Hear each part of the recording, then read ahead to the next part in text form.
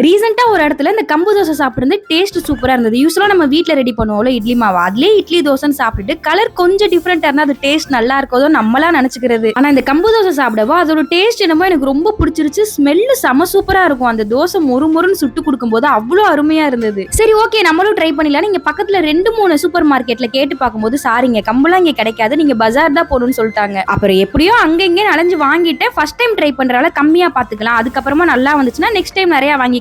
4 kilo தான் வாங்கிட்டு வந்திருந்தேன். கரெக்டா 2 கிளாஸ் தான் வந்தது. ஒவ்வொருத்தவங்க ஒவ்வொரு அளவுல போட்டிருந்தாங்க. எனக்கு 2 கிளாஸ் கம்பு தான் இருந்ததுனால அது கூடவே 1 கிளாஸ் இட்லி அரிசி, 1/2 கிளாஸ் உளுந்து, கொஞ்சமா வெந்தயம் போட்டு ஒரு 5ல இருந்து 6 மணி நேரம் ஊற வச்சுக்கிட்டேன். அரிசி உளுந்து கம்பு மூணையுமே ஒன்னா தான் ஊற வச்சிருந்தேன். நல்லா வாஷ் பண்ணிட்டு கொஞ்சம் கொரகொரப்பா இருக்கிற அளவுக்கு அரைச்சு எடுத்துக்கணும். இங்கதான் பொசுக்கு பொசுக்குன்னு கரண்ட் போயிருமே, அதனால அரைச்சு முடிக்கிற வரைக்கும் கரண்ட் போக கூடாது கடவுளேன்னு வேண்டிட்டு இருந்தேன். கரெக்டா அரைச்சு முடிச்சுட்டு மாவு எடுக்கும் போது கரண்ட் போயிருச்சு. எப்படித்தானோ தெரியல. மாவுக்கு உப்பு கலந்து எடுத்து வச்சுட்டு ரிசல்ட் தோசை எப்படி வந்துச்சு நெக்ஸ்ட் வீடியோல ஷேர் பண்றேன். பாய்.